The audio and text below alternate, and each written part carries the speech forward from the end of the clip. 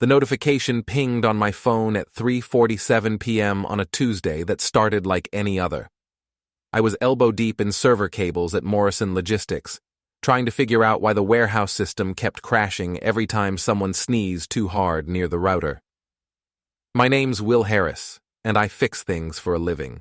Computers, networks, the occasional office printer that someone inevitably kicks when it jams. What I apparently couldn't fix was my relationship, but I didn't know that yet. Before we dive deeper into this story, I have one small request. Please subscribe, drop a like, comment, and hit that hype button to boost this channel so more people can discover these incredible Reddit stories. The text was from Tara, my fiancée of 8 months. We'd been together for 3 years, living in my modest 2-bedroom house in Cleveland's old Brooklyn neighborhood. Nothing fancy, but it was mine, and the mortgage was manageable on my IT salary. Hey babe, having such an amazing time with the girls, extending the trip another week, don't miss me too much. I stared at the screen, that familiar knot forming in my stomach. The same knot I'd been ignoring for weeks now. Tara worked as an HR manager at Cleveland General Hospital, and she'd been acting strange lately. Distant phone calls, late nights at work, and this sudden girls' trip to Miami that she'd sprung on me last Friday. Sure thing, I typed back. Have fun. What I wanted to type was, which girls exactly? Because I'm pretty sure Jessica is working this week, and Maria just posted on Instagram that she's home with a sick kid. But I didn't, because I'm an idiot who gives people the benefit of the doubt. My phone buzzed again. This time it was Pete Kowalski, my best friend since high school, and the only electrician I knew who could rewire a house while drinking a beer and telling dirty jokes. Drinks after work? You look like you need it. Pete worked construction on the same industrial complex where my office was located. He had this annoying ability to read my mood from 50 yards away. Yeah, okay. Murphy's at 6? See you there, brother. I finished wrestling with the server cables and headed home to my empty house. Tara's absence should have felt normal. She traveled occasionally for work conferences. But something was off. The house felt too empty, like she'd taken more than just her suitcase when she left. Walking through our bedroom, I noticed things. Little things. Her favorite perfume was gone, but so were the cheap backup bottles she kept in the bathroom drawer. She'd taken her good jewelry, but also the costume stuff she wore to work. It looked like she'd packed for more than a week in Miami. I opened my laptop and did what any rational modern man would do. I stalked my own girlfriend on social media. Tara's Instagram showed 3 photos from Miami, a beach shot with her legs in the frame, a cocktail by a pool, and a sunset from what looked like a hotel balcony, all posted yesterday. The weird thing was the angles, like someone else was taking the photos, but she was alone in all of them. The girls she'd supposedly gone with, Jessica, Maria, and her work friend Jill, had no Miami photos.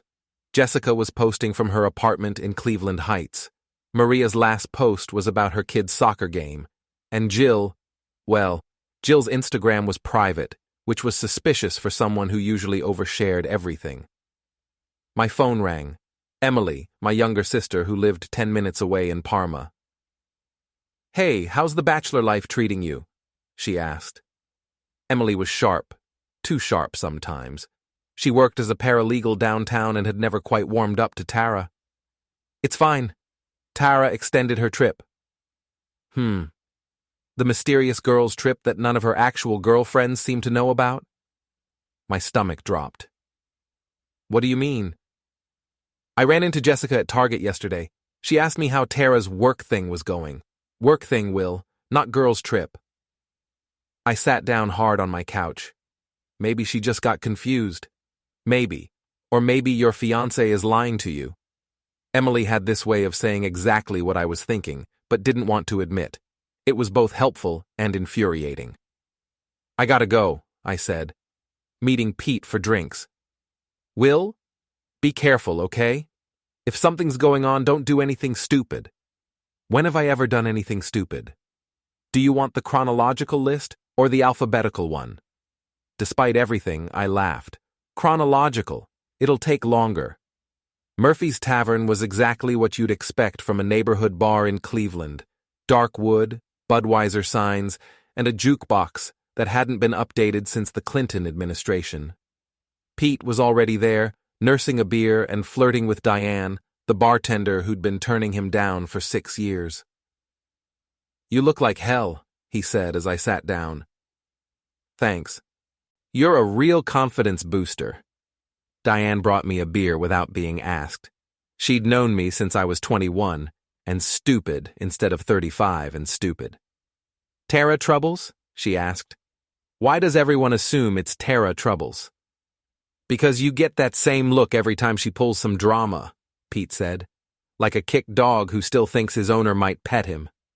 That's a terrible analogy, but accurate. I told him about the extended trip, the inconsistencies, Emily's conversation with Jessica. Pete listened without interrupting, which was unusual for him. "So what are you gonna do?" he asked. "I don't know. Maybe I'm being paranoid. Or maybe you're not paranoid enough." Pete signaled Diane for another round. "Look, I like Tara fine, but she's always been a little calculating. Remember when you guys first started dating? She asked me what you made at work." "She was just curious." "She asked me twice, Will, and she asked about your house, whether you owned it outright or had a mortgage." This was news to me. "When?" "Your birthday party 2 years ago. I thought it was weird then, but I figured she was just being practical." We drank in silence for a while. The bar was filling up with the after-work crowd, construction guys, office workers, a few hospital employees from Cleveland General, normal people living normal lives with partners who didn't lie about girls' trips. "I need to know for sure," I said finally. "Know what?" "Whether she's lying, whether there's someone else." Pete nodded slowly. "You want help?" "What kind of help?" "The kind where we figure out what's really going on. I know a guy who knows a guy." "I don't want to hire a private investigator." "Not that kind of guy. The kind of guy who can find things out without it costing you a mortgage payment." I thought about it. The smart thing would be to wait for Tara to come home and have an honest conversation. But if she was lying about Miami, she'd lie about everything else too. "Okay," I said, "but nothing illegal. Define illegal." "Pete. Kidding, mostly." We finished our beers and headed out into the Cleveland evening. The air was crisp with the promise of fall, and the streetlights were just coming on. It should have been peaceful, but all I could think about was Tara lying on a beach somewhere, laughing about how gullible her fiancé was. My phone buzzed with another text. This time it was a photo, Tara in a bikini, smiling at the camera. She looked happy, genuinely happy. Happier than she'd looked with me in months. "Having the best time," the message read. "Love you." I showed Pete the photo. "Nice," he said. "Who took the picture?" That was the question, wasn't it? Who took the picture? The next morning, I called in sick to work for the first time in 2 years. I wasn't really sick, but I felt like I was coming down with something, the kind of illness that starts in your gut and spreads to your brain, making you question everything you thought you knew about your life. Pete showed up at my house at 9 a.m. with coffee and donuts from the good place on Pearl Road. "You look worse than yesterday," he said, settling into my kitchen chair like he owned the place. I didn't sleep much, thinking about the photo. Among other things, I'd spent half the night staring at that bikini photo, zooming in on details like some kind of digital detective. The background showed a high-end resort, not the kind of place Tara usually stayed when she traveled for work. The angle suggested someone taller had taken it, someone standing close enough to make her smile that genuine smile. "So what's the plan?" Pete asked. "I don't know. What's your guy's name?" "Tommy Rizzo. He's my cousin's ex-brother-in-law, works in IT for a security company downtown." "What kind of security company?" "The kind that helps people find things out about other people." "Legally," Pete added quickly. An hour later, we were sitting in Tommy's cluttered office in a strip mall off Brook Park Road. Tommy looked exactly like you'd expect a guy named Tommy Rizzo to look. Short, stocky, with thick glasses and the pale complexion of someone who spent too much time staring at computer screens. "So your girl's cheating and you want proof," he said, without preamble. "I don't know if she's cheating. I just know she's lying." "Same thing.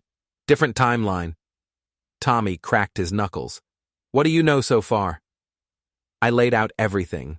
The girl's trip that wasn't, the inconsistencies, the photos that didn't add up. Tommy listened while typing notes on a laptop that looked like it had survived several wars. "You got access to any of her accounts?" he asked. "We share a Netflix password." "That's adorable. What about cloud storage? Email? Social media?" "I don't know her passwords." Tommy looked at Pete like I was hopeless. "What about her laptop? Phone?" "She took her phone. Her laptop's at home." Bingo. Tommy's eyes lit up. Most people sync their phones to their laptops. If she's got automatic backup enabled, everything she's doing in Miami is probably sitting on her hard drive right now. "Isn't that illegal?" "You live together. It's your house. She left her computer there. Legally, you're in the clear, especially in Ohio." Pete grinned. "I told you Tommy was good." "This is going to cost you $200, Tommy said. "I come to your house, we look at what's there, and I give you copies of anything interesting. Clean and simple." 2 hours later, Tommy was sitting at my kitchen table with Tara's laptop open in front of him. His fingers flew over the keyboard like he was conducting a symphony. "Your girl's not very security conscious," he said. "Everything's synced, photos, messages, email, the works." "Find anything?" "Oh, buddy, you're going to want to sit down for this." I was already sitting, but I understood what he meant. Tommy turned the laptop screen toward me. The first thing I saw was a text conversation between Tara and someone named B in her contacts. The messages went back months. B: "Can't wait to see you this weekend." Tara: "I know. Will thinks I'm at a work conference." B: "Poor bastard. When are you going to dump him?" Tara: "After the wedding. I need the financial security first." My vision blurred. I read the messages again, hoping I'd misunderstood. "There's more," Tommy said gently. "A lot more." He scrolled through weeks of messages. Tara and B had been planning this Miami trip for a month. They'd been sleeping together for over a year, and Tara had been explicit about her plans. Marry me for financial security, then divorce me and take half of everything. "Who's B?" I asked. Tommy clicked over to her photo gallery. Based on the pictures, I'd say this guy. The screen filled with photos that made my stomach turn. Tara with a tall, muscular guy with perfect teeth and expensive clothes. Tara in lingerie I'd never seen. Tara in my house, in our bed, with this stranger. "His name's Brad Fenton," Tommy said, reading from another screen. "She's got his business card saved in her photos. Pharmaceutical sales rep. Drives a Range Rover, lives in a downtown loft. Real winner." Pete whistled low. "Damn, Will, I'm sorry." I stared at the screen, trying to process what I was seeing. 3 years of my life, plans for a wedding, a future I'd been building in my head while she was building an exit strategy. "There's one more thing," Tommy said. "She's been talking to her friend Jill about it. Jill's the one who suggested she wait until after the wedding to leave you." He showed me those messages too. Jill and Tara discussing me like I was a financial asset to be managed, laughing about how clueless I was, planning how to maximize what Tara could get in a divorce. "I need copies of everything," I said. "Already on it." Tommy held up a flash drive. "Everything's here. Photos, messages, emails, the works. Enough to prove adultery in divorce court, if it comes to that." After Tommy left, Pete and I sat in my kitchen drinking beer at 2 in the afternoon. The laptop was closed, but I could still see those messages in my head. "So what now?" Pete asked. "I don't know. You could confront her when she gets back. And then what? She'll deny it, or cry, or blame me somehow. And even if she admits it, what changes? She's been planning to screw me over from the beginning. Pete nodded. You could just pack her stuff and change the locks. That's what a smart person would do. But I'm not feeling very smart right now. I'm feeling angry. Angry's good. Angry gets things done. I looked at my best friend, this guy who'd been loyal to me since we were teenagers, who'd dropped everything to help me figure out the truth about my lying fiancé. How angry are we talking? Pete asked. I want her to feel as stupid and humiliated as I do right now. I want everyone to know what she really is. That can be arranged. Nothing illegal. Nothing illegal, Pete agreed, but maybe not nothing. I opened the laptop again and stared at the photos of Tara and Brad. They looked so happy together, so satisfied with themselves. You know what the worst part is? I said. What? She's still texting me, still pretending to be on a girls' trip, still saying she loves me. As if on cue, my phone buzzed. Another message from Tara. Missing you so much. Can't wait to come home to my handsome fiancé. I showed Pete the message. That's cold, he said. That's calculating, I corrected. She's keeping me happy so I don't ask questions. So what do you want to do about it? I looked at the message again, then at the laptop full of evidence, then at Pete's expectant face. I want to play along, I said. Let her think she's winning. And then I want to destroy her. Over the next 3 days, I played the role of the devoted fiancé perfectly. I texted Tara good morning and good night. I liked her Instagram photos. I even sent her a care package to her hotel, a box of her favorite chocolates, with a note saying how much I missed her. What I didn't tell her was that I'd called the hotel directly.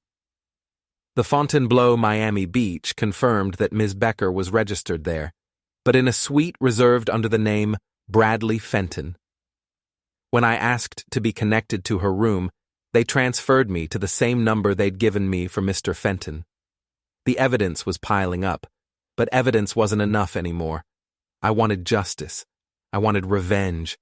I wanted Tara and Brad to feel the same gut-wrenching humiliation I'd felt sitting in my kitchen, looking at photos of my fiancé in bed with another man.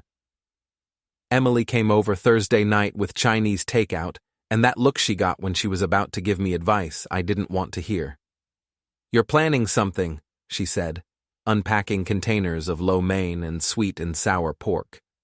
I'm planning to eat Chinese food and watch Netflix. Will, I know you.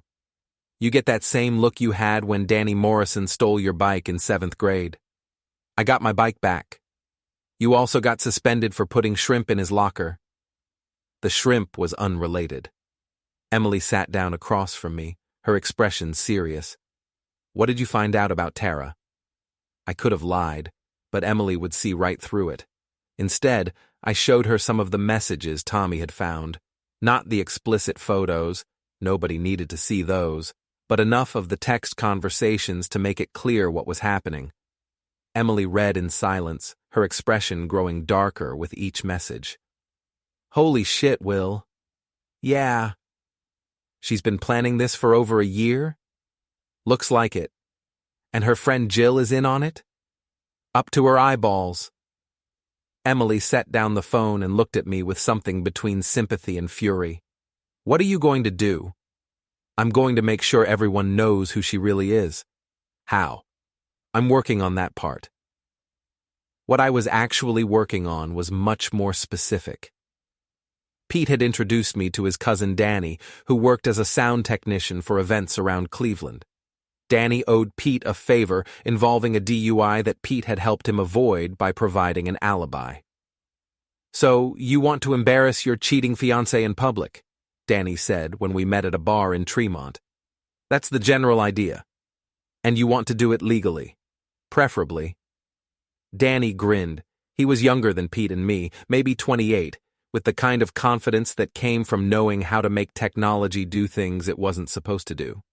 I might have an idea, he said, but it's going to require timing. The plan was elegant in its simplicity.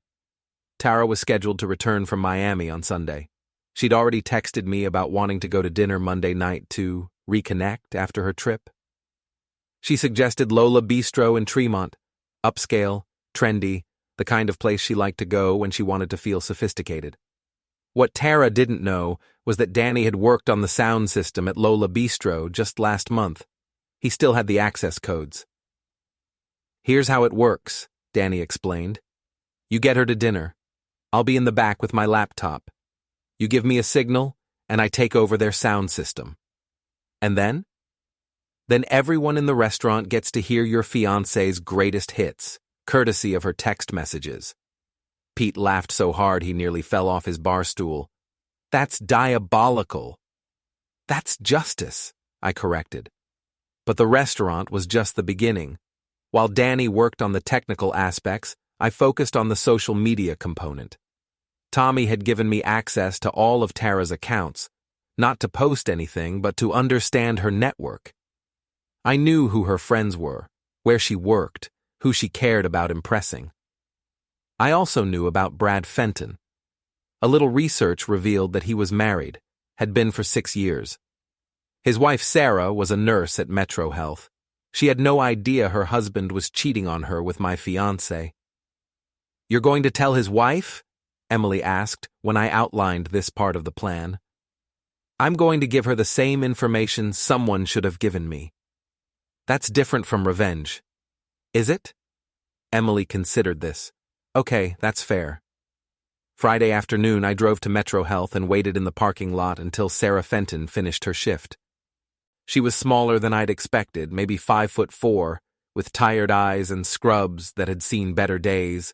She looked like someone who worked hard and deserved better than a cheating husband. "Excuse me," I said, approaching her car. "Are you Sarah Fenton?" She looked wary, which was smart. Strange men in hospital parking lots were rarely bringing good news. "Who's asking?" "My name's Will Harris. I think we need to talk about your husband." 20 minutes later, we were sitting in a coffee shop near the hospital.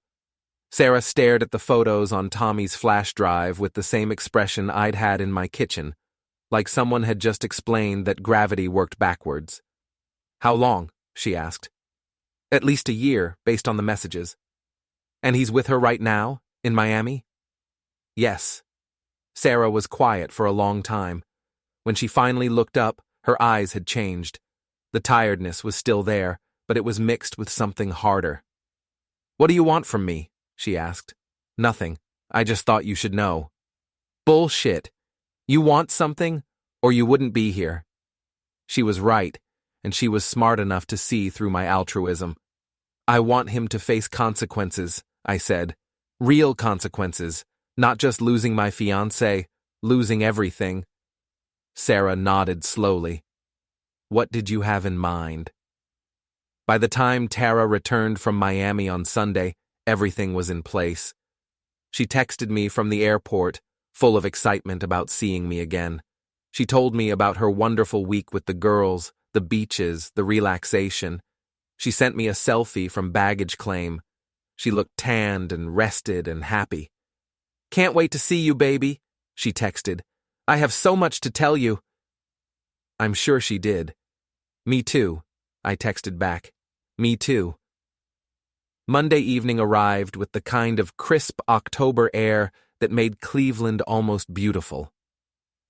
I picked Tara up at 6:30, driving the same route we'd taken dozens of times before.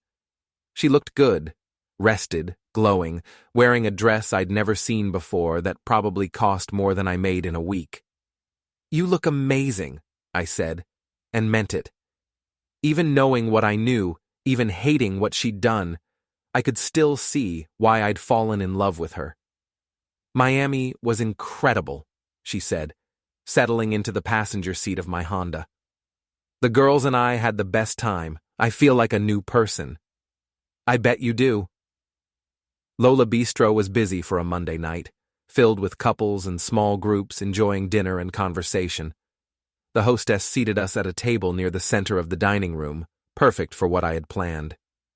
Danny was already there, sitting at the bar with his laptop, looking like any other customer checking email over drinks.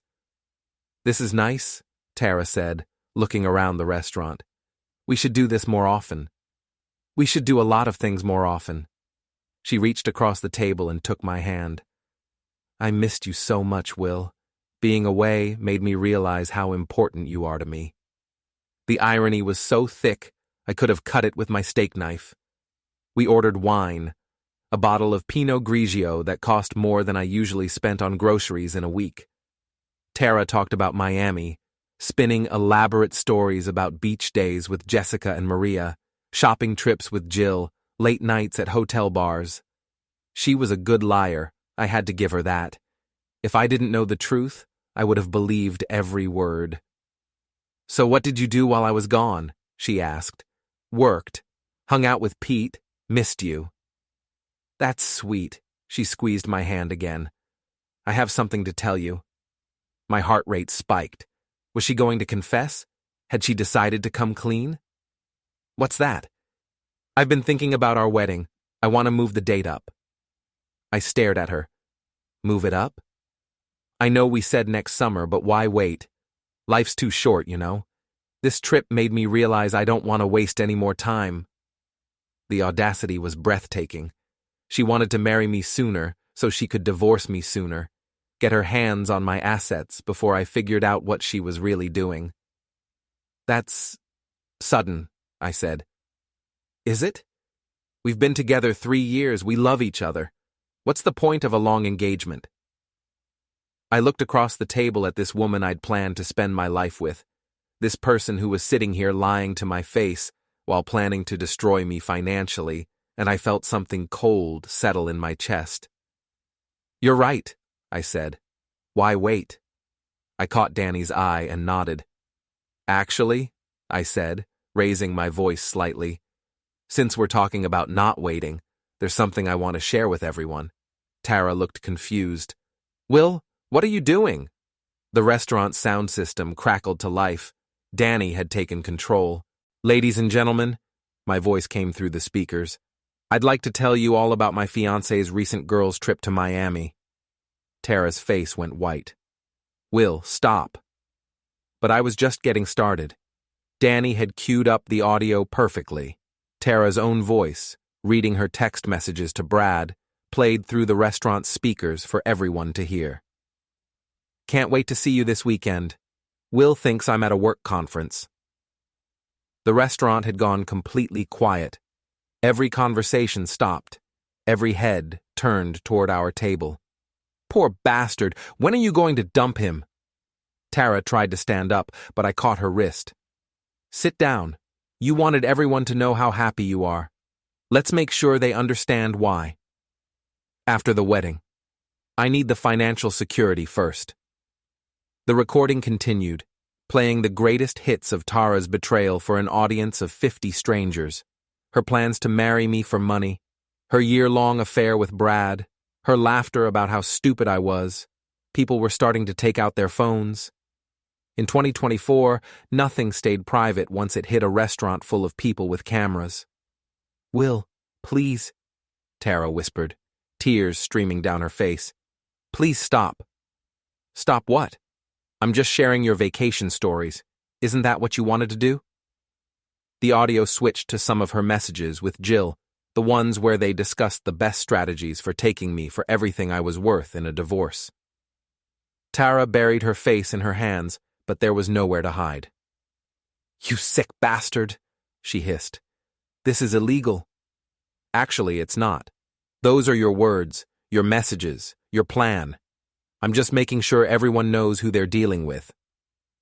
The recording ended, and the restaurant stayed silent for a long moment. Then someone started clapping. Slowly, others joined in. The applause built until the entire dining room was giving me a standing ovation. Tara ran for the bathroom, pushing past tables and staring customers. I let her go. She'd be back. She didn't have her purse, and more importantly, she didn't have a ride home. Danny appeared at my table, grinning. "How was that?" "Perfect. Thanks, man." "My pleasure. That was the most fun I've had at work in years." The restaurant manager approached our table, looking nervous. "Sir, I'm going to have to ask you to leave." "Of course, sorry for the disruption." I left a $100 tip and walked toward the bathroom to collect my fiancée. I found her in the hallway, on her phone, crying. "Brad, please, you have to help me. Something terrible happened. Will knows everything." She looked up and saw me standing there, her face crumpled. "He's here," she whispered into the phone. "I have to go." "Ready to leave?" I asked pleasantly. The ride home was silent except for Tara's occasional sniffling. I drove carefully, staying exactly at the speed limit, using my turn signals, being the responsible citizen I'd always been. "How long have you known?" she asked as we pulled into my driveway.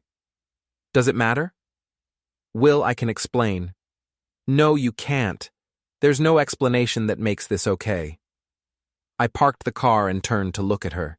Even crying, even humiliated, she was still beautiful. That was the cruelest part. I still loved her, even knowing what she was. "What happens now?" she asked. "Now you pack your things and leave." "This is my home too." "No, it's not. It's my house. Your name isn't on the deed, remember? That was your choice." She'd insisted on keeping her apartment lease when we moved in together, just in case. At the time, I'd thought it was smart financial planning. Now I understood it was part of her exit strategy. "Will, please. Can we talk about this?" We just did, in front of 50 people. I got out of the car and walked to my front door. After a moment, she followed. "I need time to pack," she said. "You have until tomorrow night. Then I'm changing the locks." "You can't do that." "Watch me." She started to say something else, but my phone rang. It was Pete. "Dude, you're all over social media. Someone posted video of the restaurant thing. It's going viral." I looked at Tara, who had apparently heard Pete's voice through the phone. Her face went even paler. "I'll call you back," I said. "This will ruin me," Tara whispered. "My job, my reputation, everything." "Yeah," I said. "That's the point." By Tuesday morning, the video from Lola Bistro had been viewed over 100,000 times across various social media platforms.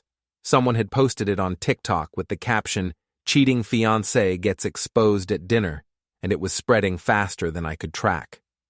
My phone had been ringing all morning. Reporters, friends, random people who'd somehow gotten my number.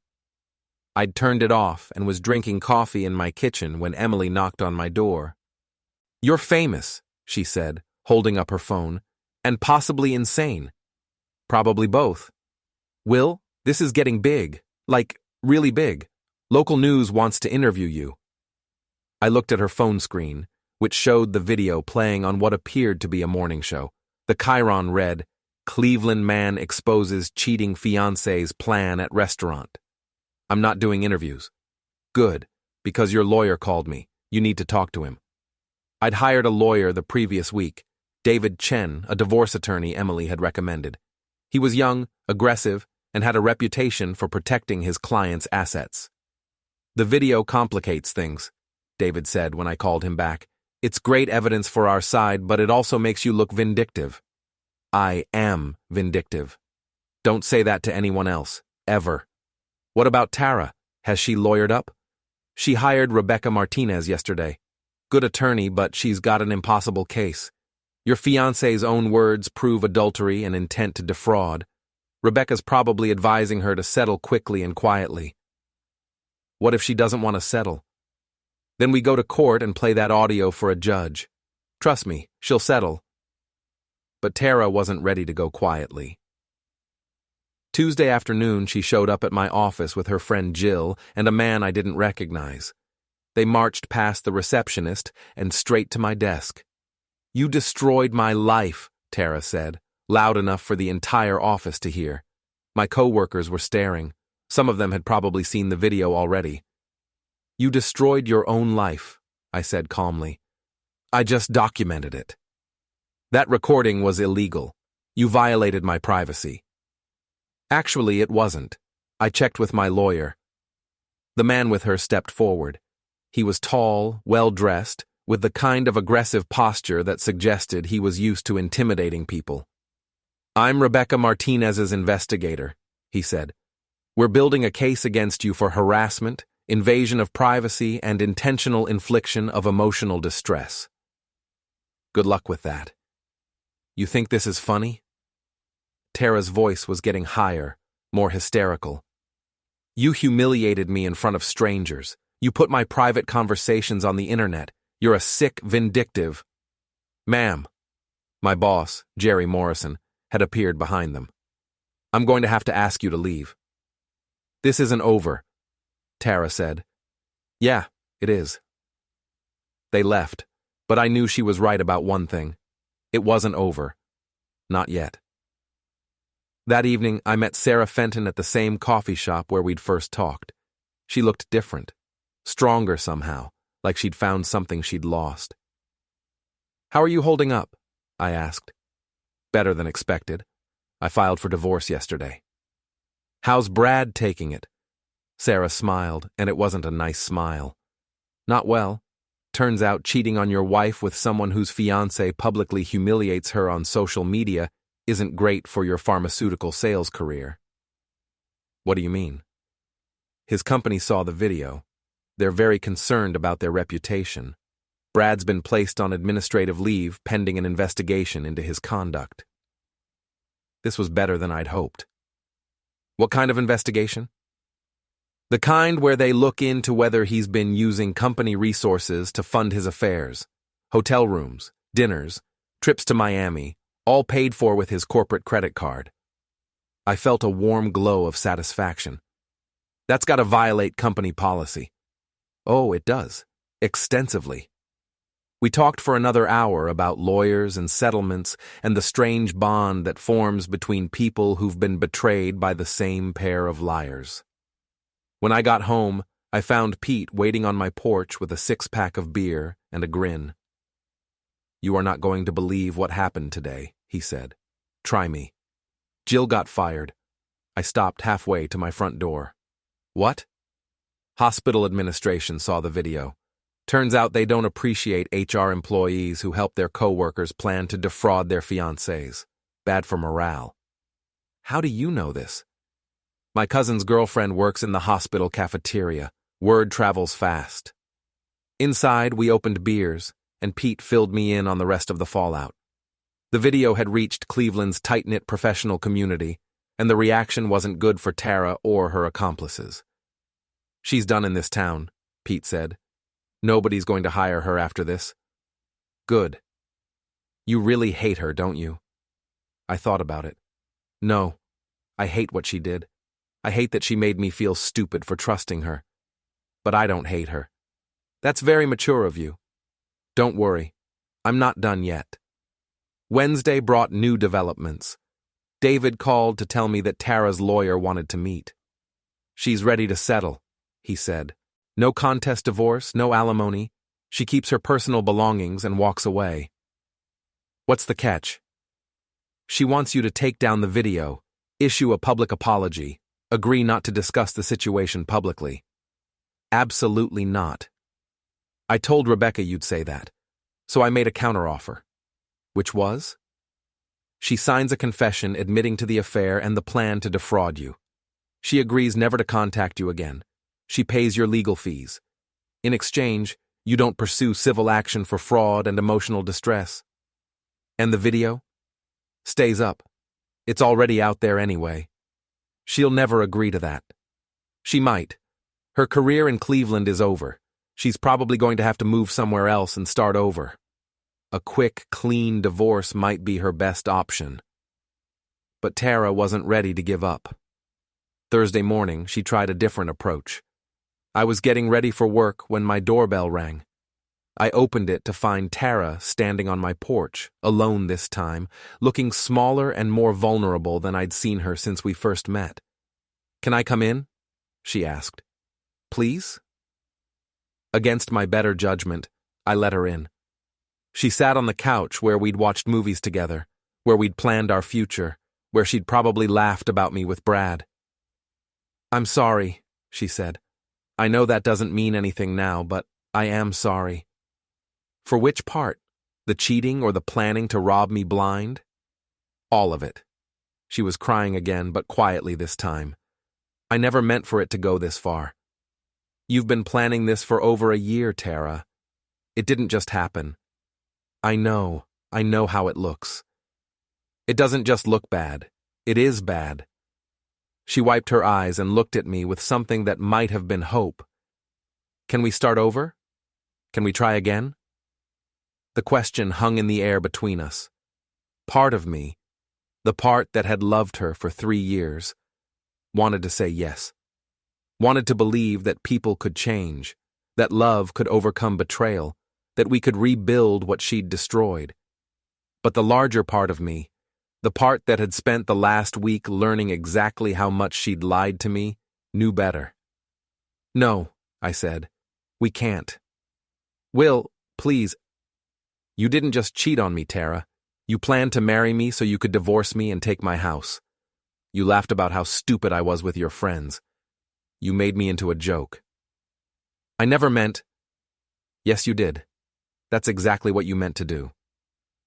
She sat there for a long moment, and I watched her realize that it was really over, that her tears and apologies weren't going to fix what she'd broken. What do you want from me? She asked finally. Nothing. I want you to disappear from my life completely. And if I do that, if I sign your settlement and leave Cleveland, then we're done. No more videos, no more public humiliation. You go your way, I go mine. She nodded slowly. Okay. I'll tell Rebecca to accept your terms. Good. She stood up and walked toward the door, then turned back. For what it's worth, she said, I did love you. At the beginning. I know, I said. That's what makes this so much worse. After she left, I sat in my empty house and tried to figure out how I felt. Satisfied, vindicated, hollow, all of the above, probably. My phone buzzed with a text from Emily. Saw Tara leaving your house. You okay? Yeah, I texted back. I think I am. And for the first time in weeks, that was actually true. The divorce papers were signed the following Monday. Tara kept her promise. She signed the confession, agreed to pay my legal fees, and committed to never contacting me again. By the end of the month, she'd moved to Columbus, where she'd found a job with a smaller hospital that apparently hadn't seen the video. Brad Fenton wasn't so lucky. His company fired him after their investigation revealed thousands of dollars in inappropriate charges. Sarah took him for everything in their divorce, including his beloved Range Rover. Last I heard, he was selling insurance and living in a studio apartment in Parma Heights. Jill found work at a veterinary clinic in Akron, a significant step down from her hospital HR position. As for me, I kept my house, my job, and my dignity. The video eventually stopped circulating, replaced by newer scandals and fresher outrage. Life in Cleveland returned to normal, or at least to a new normal, where I was single and slightly infamous.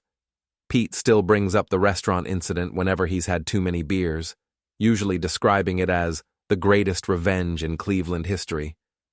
Emily thinks I went too far, but admits she's proud of how I handled it. Tommy Rizzo still offers his services whenever I'm dating someone new, which isn't often. 6 months later, I ran into Tara at the grocery store. She was visiting Cleveland for some family event, looking tired but put together. We nodded at each other politely and went our separate ways. No drama, no confrontation, no unfinished business. Just two people who used to know each other, shopping for groceries on a Saturday afternoon. It was exactly what I'd wanted, for her to become a stranger again. And that finally felt like justice.